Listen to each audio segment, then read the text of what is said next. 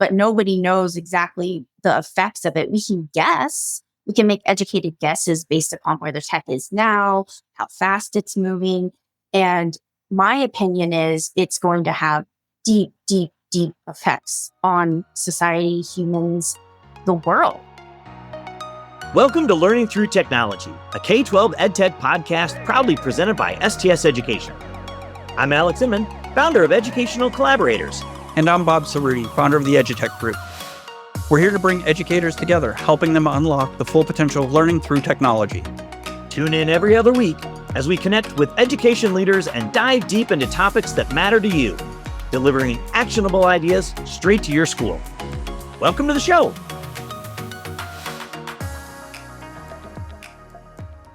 Alex, today we're talking about AI again. And again is like the landscape changes. But I think this year, this school year that's just underway for us, this is the year that everything changes. This is the year that AI is something teachers might think about or worry about a little bit. But I think by the end of the school year, school is going to be different. And with that in mind, we have Lindy joining us today.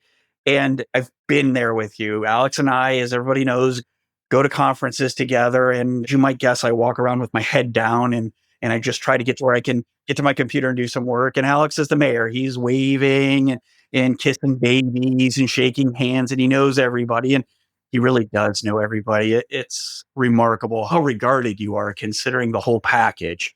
Big difference between knowing everyone and being well regarded. You are well regarded, grudgingly accepts Bob. So anyway, that's kind of how you came about knowing Lindy, right? Yeah, actually, this is one where I didn't go and meet her. She just crashed our party one night. So it was great. We were at an ISTE conference and had a big old table with a bunch of our collaborators. And we were chatting, and one of our collaborators had seen Lindy's session earlier in the day, and Lindy was walking by the table. And the person just kind of gave that sort of, hey, great session today. And that was all Lindy needed. And she decided, oh, thank you. And then she just grabbed a chair and sat down at our table and decided, I'm here now. And it was a ton of fun. We had so much fun laughing, learning, sharing with one another. And Lindy has been one of those people who's been so invested in changes that have happened in the EdTech community and the EdTech world that she's become a very rapid expert on almost every new thing that has come out. And so she's an author. She wrote an incredible book on hybrid learning during the pandemic. And then when AI really came out sort of in full force, she was already there. And at the recent ASU GSV AIR conference, she gave 3 or 4 sessions on AI on a conference that was focused on AI. And so she's really an impressive leader in this space. So, and it's always great to have another collaborator on the show. So we have Lindy Hockenbary joining us today. What do you say we get into the interview? I can't wait to meet her, somebody that you like more than yourself. I didn't say that. Hey, everyone. Welcome to another episode of Learning Through Technology, a K-12 EdTech podcast. We've got a great show today. We've got a colleague of mine that I've worked with through Educational Collaborators for a long time, Lindy Hockenbary. Lindy is a former teacher, an author, a designer of EdTech champion programs, and for today, an AI expert. So, Lindy, welcome to the show. Thanks for having me. Lindy, introduce yourself to our audience and tell us a little bit about yourself. Yeah, so I've spent my career in education, never worked anywhere else. I started as a classroom teacher. I taught 7 through 12, so middle school, high school. My classroom was a computer lab. I taught business education, which in the US can be very businessy, can be very techy, can be a mix.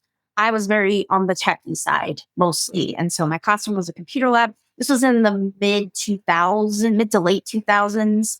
And so the idea of a one-to-one environment, I had never even heard that. I know, Alex, you were doing that at your school ahead of the game, but I'd never even heard that term. But I always had it. So every one of my students had a computer. And we're talking old school desktop computers with the big towers and the deep monitors. Took up like my entire little tiny classroom in rural Montana. So long story short, got me working in EdTech. So I currently do consulting work. I'm a K-12 EdTech advisor, I think is the best explanation. So tell us a bit, that early 2000s, correlates with my entry into ed tech, although I suspect I was a little older when I entered than you, but not as old as Alex. So tell us a bit about what you saw in technology nearly 2 decades ago that gave you some idea of the potential in education. Yeah, great question. I don't know if I've ever answered that question before. I really like it. I'm like the elder millennial. You can even like right on the edge of Zennial generation. And so when I was in high school, it was right when like MSN Messenger, dial-up internet. We actually had a computer lab in my school, my very, very tiny rural Montana school. We had a computer lab, which was like, hey, at the time, this was amazing. I remember we would spend our time in the computer lab hiding MSN Messenger from our teachers. That was the thing at the time. And I took a Microsoft Office class in high school where we learned about, we went through Word and Excel and even Access at the time and PowerPoint. And it came really natural to me. And then when I ended up in college, I was always kind of the tech person that everybody went to randomly in the education school. It's like, you have a tech question, go to Lindy. So I had already at the cusp of my career experienced the effect of technology. And I knew my students were going to be even more and more and more immersed into it. So I did things like the one business class I had one accounting class. Everything else was tech related of some type. And so I looked at this group of kids, rural Montana, most of them were going to be ranchers and farmers. And I was like, put the textbooks away. I used my Perkins money to buy QuickBooks at the time. There was no such thing as QuickBooks Online. This was before the web-based stuff. I bought QuickBooks and we spent the majority of the semester having them learn QuickBooks because I was like, I know that's going to be so much more relevant. Like none of you are going to become CPAs. I just knew, like I knew their personalities, like you're not going to become CPAs, but I'm like, you to know how to keep your ranch books. Let's learn QuickBooks. And then I would try to bring things in at the time. This was really even before like Web 2.0 tools. I'm sure there were some out there. I didn't know they existed. I would do things like, oh, hey, let's have fun and let's go into Microsoft Publisher. I'm like, does it even exist anymore? And we create like posters and things because I knew that they needed to learn that. That relevance of making sure that they understand, sort of have that literacy that they need for their lives, right? Exactly. I think that is sometimes missed in technology, but it's necessary, not just in technology. I think one of the biggest problems and frustrations that a lot of students have, and you hear this all the time in math, is when will I ever use this? And what you've done is you've identified some real relevant uses for them so that they're really becoming literate in those technologies in ways that are meaningful, relevant to them. So a lot of our audience is interested in AI and the changes that are happening in the world in education and AI and their personal lives relative to that. And I know one of your particular passions within the area of AI is AI literacy.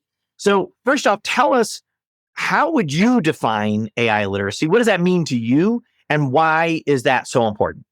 Great question. So to start off, definition of AI literacy, it's having the knowledge and the skills to understand the technology, to be able to use the technology, and be able to evaluate the technology. And those three pieces go really hand in hand. And I should say I'm stealing this from Digital Promise, by the way. I didn't come up with this. This is from the Digital Promise AI literacy framework. If you haven't looked at it, it's a great start. I always tell people, I'm like, it's a great start. It's going to change as the technology changes and mesh, but it's a really good start to help you think about AI literacy. And they have this really good graphic that show those three pieces: understand, use, evaluate. And to me, that's answering the second part of your question of why AI literacy is important, that this technology is already infiltrating every part of our lives, more than most people know. So we have to understand it. When you say more than people know, give me an example. What do you mean? I would say more than the average person knows. Like whenever I'm teaching teachers about AI, I always say like, who has used AI? And depending upon the audience, I might have anywhere from 25 to 75% of the room raise their hands. Then I start giving examples. Well, who has I can't say the word Alexa, because I got one right here, in your house? Who uses Siri? Who watches Netflix? Who has a credit card that gives you fraud alerts? Who uses email and you have email that goes into spam automatically for you? Those are all examples of AI. And they're like, oh, really? I didn't know that. I always say the elder millennial thing. I'm like, who in here is my elder millennials and older? And, raising their hands. And I say, guess what? You were one of the first uses of AI in a consumer product. And they're like, what? And I'm like, spell check in Microsoft Word. That's AI. Now it's changed a lot and grown since the early 90s ish, but that's an example of AI. So what I mean by it's already infiltrating our lives more than people know, it has been for a long time, but we don't call it AI because once a technology becomes a seamless part of our lives, it's no longer AI. It's just part of our lives. It's just another technology that we use in our day-to-day life. What about early boom or late kind of young boomers like Bob? You know. All right. So I'll circumvent Alex there. And late boomer. He can't count, ladies and gentlemen. He's a communications major. Obviously, his math is failing him. But I'm glad he came in here because do you think that we're doing a disservice to older users like Alex by calling everything AI and it scares them? Because I'm a Gen X person and I was one of those people who, when spell check came to Word, was like, this is great. And of course, that's what it is, right? It's a computer guessing with a big database and code. It's guessing what I'm trying to spell and it's offering suggestions. Well, eventually based on context and whatever. Are we doing a disservice by calling all of this stuff AI that people are we doing a disservice by using AI and stuff that is not so technical? Are we scaring people away? Yeah, great question. Like, is it increasing the fear by using that term all the time? So you said it right. It's guessing. All AI is guessing. But the types of technologies that I was talking about, like fraud alerts and spell check and email spam filters, those are all very predictive based AI that have been around for decades. So now we don't think of them of it as AI.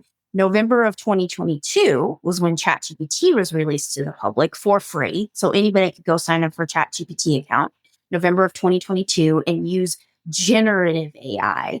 That's, I think, where the fear really started to increase because now we're moving from a predictive based AI to an AI that creates or generates new content.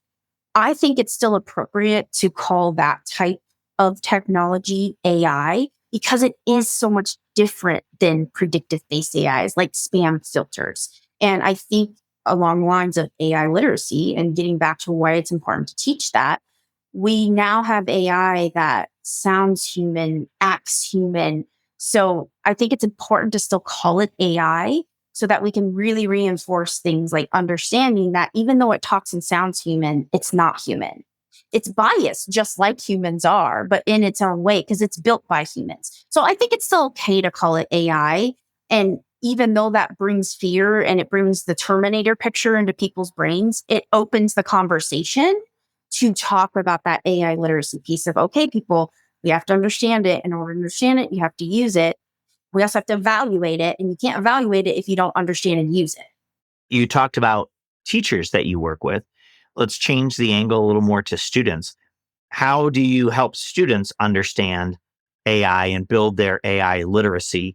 And kind of going back to my earlier question, how do you make it really relevant to them? It's honestly no different. Well, developmentally, if you look at a kindergartner versus a senior, the conversations are going to be different and how you approach that. But if I'm looking at teaching older students, especially, I'm not going to approach that any different really than I would teach teachers. Other than the teachers, we're going to talk about the effects of curriculum and instruction angle versus students. I'm going to approach it more of the effects on their careers and their lives. And when they enter the workforce and when they start having families of their own, what they can maybe should think about expecting of how this technology is going to change society. So, how is it going to change society and how do students need to prepare? Great question. It's a deep philosophical question. I mean, nobody knows exactly how it's going to change society. I would say maybe the people that are really deep in creating AI have a true idea of where it's going to go and what the capabilities are and what the timeline of that is, but nobody knows exactly the effects of it. We can guess. We can make educated guesses based upon where the tech is now, how fast it's moving. And my opinion is it's going to have deep, deep, deep effects on society, humans, the world, because we now have the first technology. So I'm backing up for a second. Technologies that we have interacted with in the past and a lot the present are very rules based. So the computers that we use, humans are coding behind the scenes and telling those computers exactly what to do. And if there's an error, then you have a glitch in the software and the computer can't fix itself. It's rules based. It does exactly what the human says. AI, we're moving to more machine learning and intent based, where it learns from itself. It makes inferences, it makes predictions. Bob said it perfectly. It makes guesses. So if there's an error, it's going to use all of its training data to try to fix itself. It's not just going to generate an error or a glitch like we have with rules based. That to me is the core of why this is such a pivotal moment and change in technology, because we're now interacting with a very different type of technology than we're used to as humans. Hey there, it's Sophia, executive producer for the show. You know those moments when the episode ends and you're thinking, man, I wish we could talk more about this. Well, guess what? We can. We got this amazing community over on LinkedIn. It's where we share all the good stuff, sneak peeks, cool resources, and quick activities to try out in your school. So here's what I want you to do. Grab your phone, head to LinkedIn, and search for our Learning Through Technology podcast page. Hit that follow button, and boom, you're in. Can't wait to see you there. I'm going to do a little Alex here and frame my question a bit. Usually I just ask a question because nobody cares what I have to say, but I'm going to frame my question a bit here. So hopefully, little indulgence. I'm one of those people who works with lots of superintendents and in building and school leaders. And there are some that are very afraid of AI and they want to know about checking. How do we check that kids are using AI? And I'm one of those who think that in the future, there are going to be haves and have-nots. You either use AI and you're successful economically, happiness in life to do the things that you want to do, or you're not, and you're going to be left behind.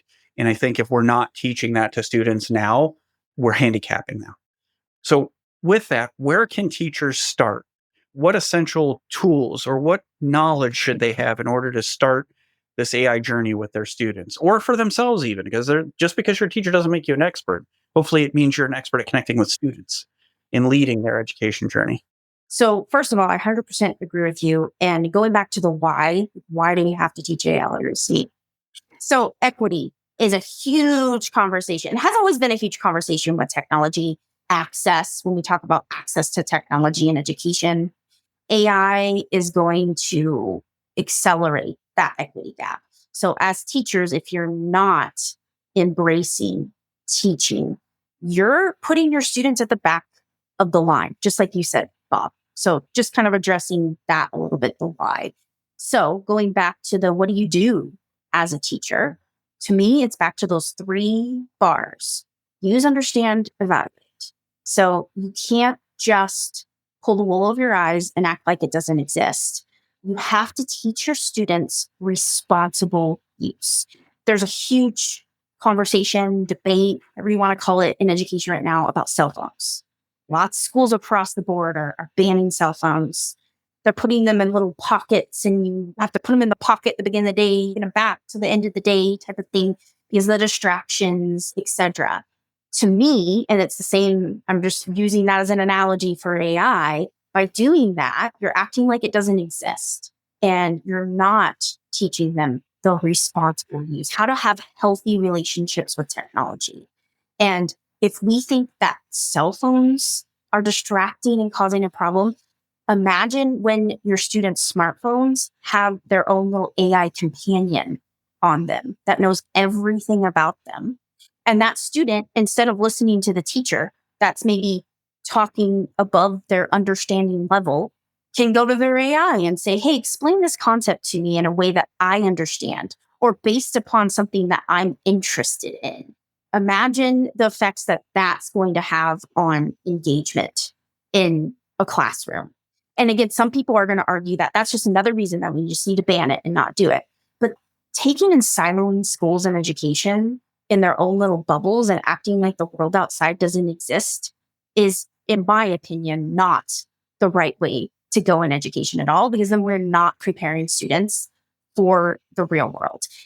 note about that. I also, another analogy to give you, I told you I taught in the mid to late 2000s. This was right when social media was really becoming a thing. Facebook had just opened up to not just college kids, it was open up to anybody, right? I think Twitter came out in like 2009-ish. And I was told as a teacher, especially a younger teacher, that just ignore it. Act like it doesn't exist. Don't friend your students on Facebook. Just act like it's not there. It doesn't exist.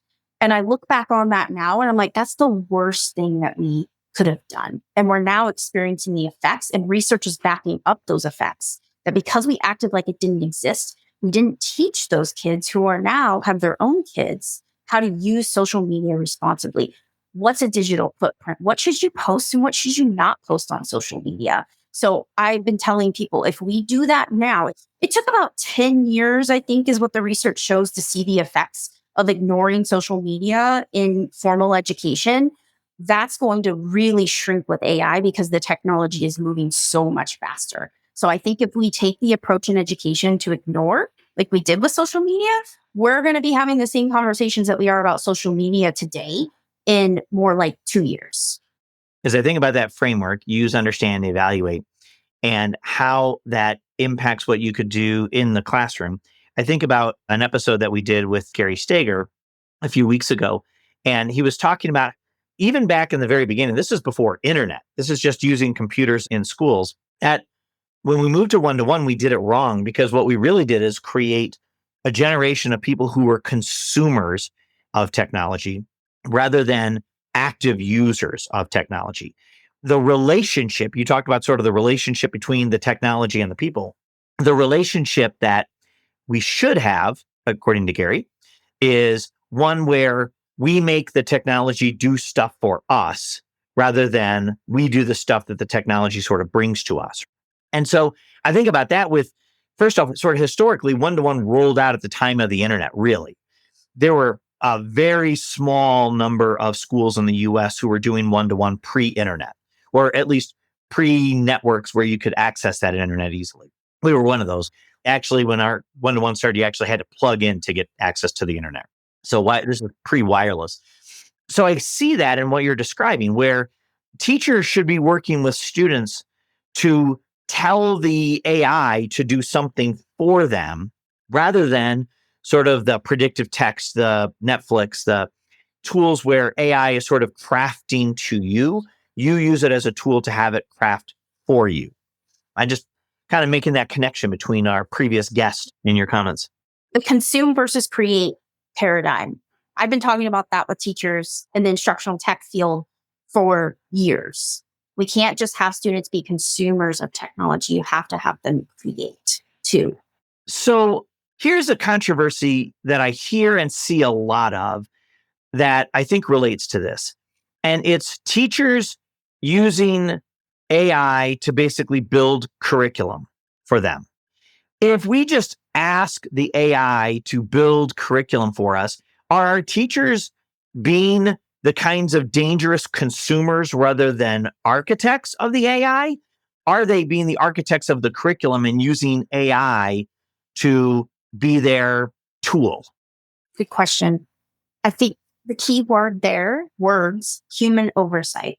That's the key. And that's, I think, one of the most important things for teachers to teach their students is that AI isn't always right. It doesn't always get it.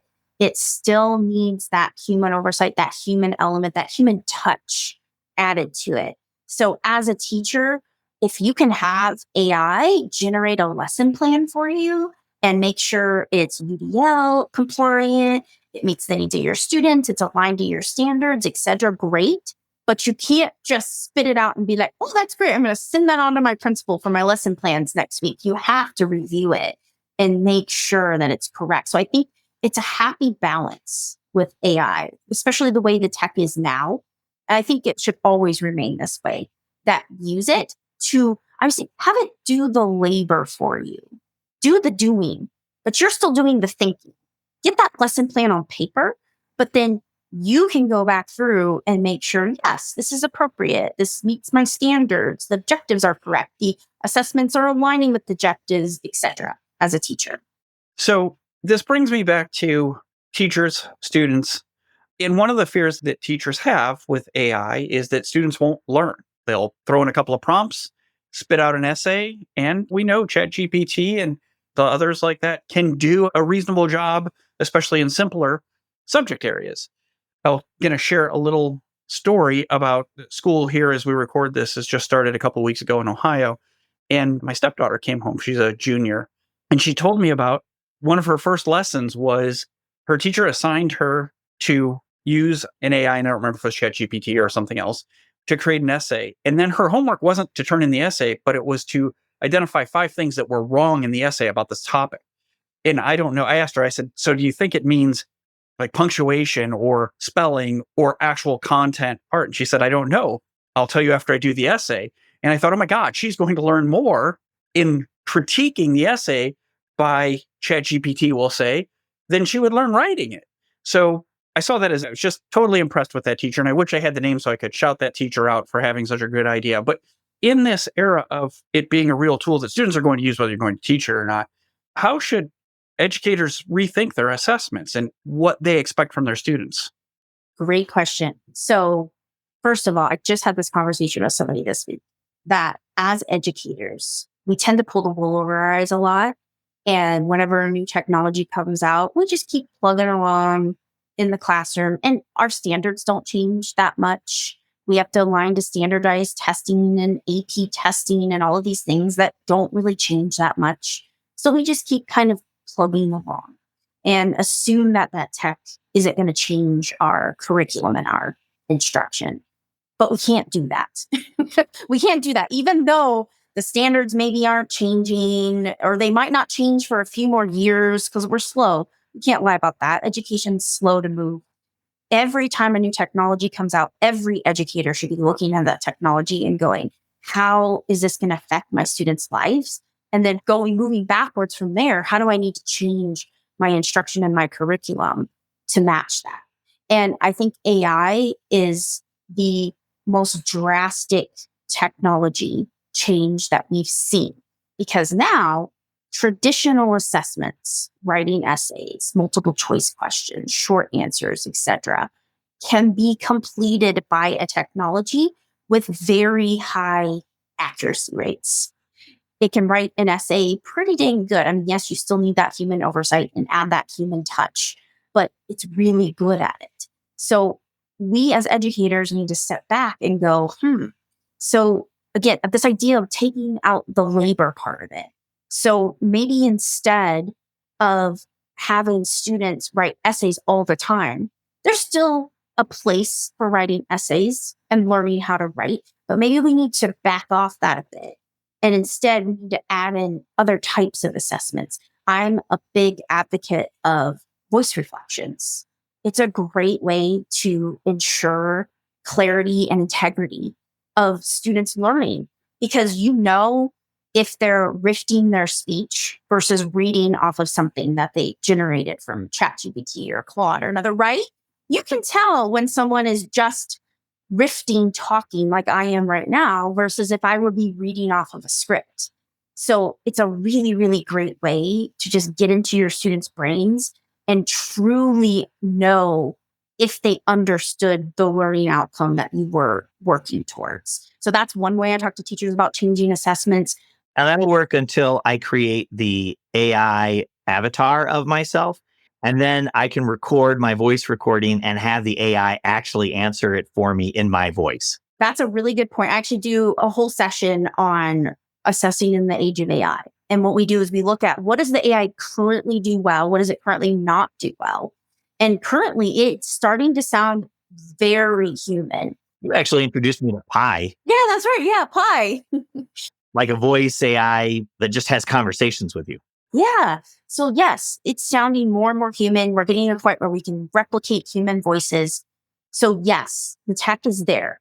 But when you look at what does it not do well, again, it doesn't do the informal well. It takes a script and it reads it. So eventually, and this is the exact conversation we have in this training that I do, will AI, like you said, will I be able to train my voice and make the AI sound like me doing a voice reflection? Maybe. And at that point, maybe again, we're going to have to rethink assessment and instruction and curriculum. that's where we live as a society, as technology constantly changes and shifts. But currently, it doesn't do that. So that's a good way to think about it. Another kind of, I feel like, tech-proof way to think about changing assessment is moving from product-focused to process-focused. And Bob, the example that you gave with your stepdaughter's teacher is a perfect example of that. So instead of writing the essay, let's have AI generate an essay. One major use of AI that's being underutilized in education is using it to generate exemplars, and good and bad exemplars. And by the way, that's another way to teach students how to evaluate AI and understand that it's not always right. It's not always great. It's not always going to just spit out the best example of something. Is have AI generate an essay and have your students evaluate it. One of the best examples I've heard from educators in talking to students about integrity and plagiarism and not just having AI write your essays for you type of thing is they took the class and they split them into 3 groups. One group wrote the essay with no AI use and same topic. The second group used AI to help them.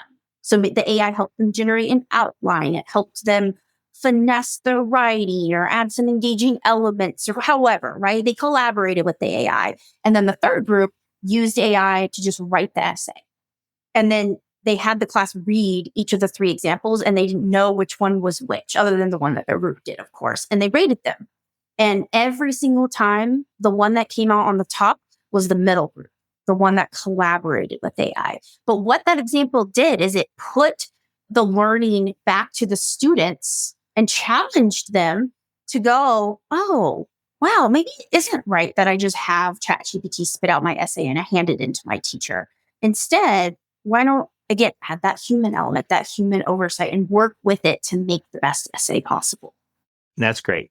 I love that example. That example came from somebody that you worked with. Is this something that you did, you said, or something that... This is something that another educator did in their school. That's really great. I'd like to go on record is my dystopian future doesn't have Alex creating an avatar of himself to talk to himself. He creates an avatar of me to tell him how great he is. That is my fear. I am working on that this afternoon. You didn't even think of that on your own, did you? And don't worry, it doesn't have to be informal because he'll write the script of all the things that I should say about how great Alex is. Oh, Alex, you're so tall. Oh, Alex, you're so smart. All right, listeners, look for those in the video shorts on our YouTube channel coming soon. Well, if you could make me more handsome when you do that. It's not a miracle worker, Bob. We can't make you more handsome, but we can make you think Alex is awesome. So we're going to start wrapping up our conversation. This has been great, but... Already? I know. I feel like I barely scratched the surface. I know. I think maybe we need to have you back and get into some of these things, even just one of these topics or one of these questions even deeper and deeper, because there's so much. And the reality is, even if we do this thing like 3 months from now, the entire landscape in AI will have changed and all of the context will be different. All right. So we talked about AI literacy and you needing to kind of use before you can get to that later level to evaluate. So what's a quick and easy activity that an educator who's sort of not certain or not comfortable with AI to do they've never used an AI chatbot or any AI in a generative way. What's a quick and easy activity for them to do to kind of get their feet wet and start to understand? Great question. I would say open up ChatGPT or Claude or any generative AI chatbot, Copilot, Gemini, and take a standard or standards. It can be standards that you need to teach in the next couple of weeks. Copy that standard or standards, put it in. So we'll just use ChatGPT as the example and give it some context. You have to train the AI a bit. Tell it what you teach, what content do you teach, what age level do you teach. You can even give it details of where you teach. You can give details about your school. You teach at a Title I school. You teach at a school with a lower socioeconomic status, et cetera. You have a lot of multilingual learners in your class, et cetera, et cetera, et cetera. If you have any things that, like if you're a UDL teacher or maybe your school is a PBL school, give it all that information and then tell it the length of the lesson plan. I have 2 days to teach this lesson, or maybe I only have one 50-minute period to teach this lesson, and have it generate a lesson plan for you. That's exactly what I have teachers do that have just never experimented with it before. The key, though, is give it your standards. This is a little bit of a pet peeve of mine that if you are using an AI that doesn't understand your standards, or you're not giving it your standards and training it on your standards, to me, it's of little use to you as a teacher, because that's your whole purpose as a teacher, right? Is to meet those standards. So the AI has to understand those. Thank you. I feel like Alex is pushing this along. We're both disappointed that we're wrapping this up because you've said I've been right more than once here, and you can't really take it. But we're going for the hat trick here. I live for patting your back. As long as you promise to do that, we'll have you right back on. So the last question that we ask all of our visitors that come to our little virtual world here is, tell us a bit about a favorite teacher or most impactful teacher in your life. If I had to pick one teacher specifically, that was one of my teachers, I would say Jennifer Peabody was my family consumer sciences teacher. And she's the one that actually I would never have been a teacher and gone into education if it wasn't for her. So I have to call her out. That's great. So what about her teaching kind of made you want to be a teacher? Quick question. I think the subject matter being applicable and relevant to real life. A little full circle moment in your life. Yep. And again, I think I kind of sort of hit on this earlier in the podcast of, I think I used the word engagement, that we're going to have an engagement issue in education when your kids all have a personal little AI companion that knows everything about them and how they learn best, etc. And yes, it will be an engagement issue, but it'll be an engagement issue because of a lack of relevance. When they have an AI companion, I've heard all sorts of terminologies. I'm just using the word companion, whatever you want to call it, AI assistant, AI avatar, that can explain a concept to them in seconds, exactly the way that they learn best. You're going to have a relevance issue as a teacher, focusing on you as the teacher versus that AI that can so target them so personally that we want to do as a teacher, but our brains work a lot slower than AI, is the moral of the story. So relevance, that's my end. Look at that, Bob. She took our teacher question and brought it right back to the topic, did her own conclusion and wrap up. Lindy, you can go ahead and just do this podcast all by yourself next time. And we'll have you back. Bob and I will just say, it's Lindy, and then you just do the podcast.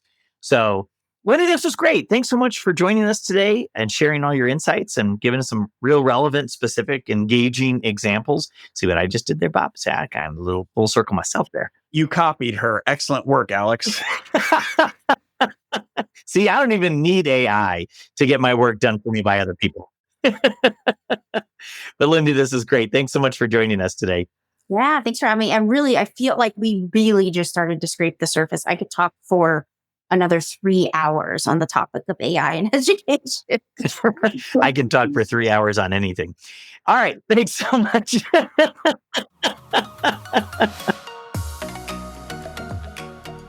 right, Bob. That was a fun episode. I've known Lindy for a long time, so I always love listening to her. But what are your thoughts? I love listening to her tell me that I'm right. So big fan. Of course you do. Because it's so rare. I mean, I would imagine that's quite an exciting thing for you.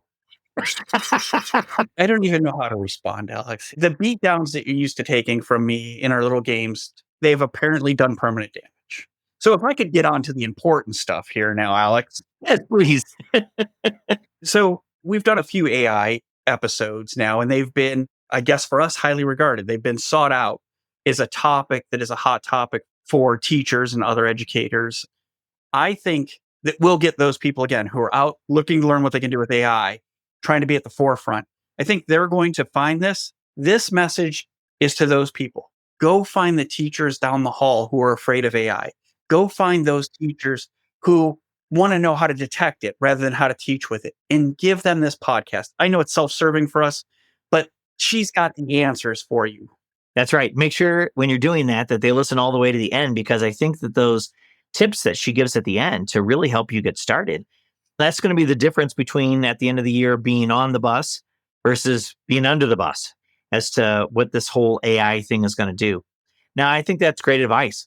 Well, another one in the can and out the door for our listeners today. So Bob, thanks for doing another one of these with me. Learning Through Technology, a K-12 EdTech podcast, is brought to you by STS Education, a Pacific OneSource company. To learn more about how educators can leverage technology to drive successful educational outcomes, check us out at www.stsed.com. Connect with us by searching for Learning Through Technology in Apple Podcasts, Spotify, Google, or anywhere else podcasts are found. And click subscribe so you don't miss an episode. On behalf of the team at STS Education, thanks for joining us.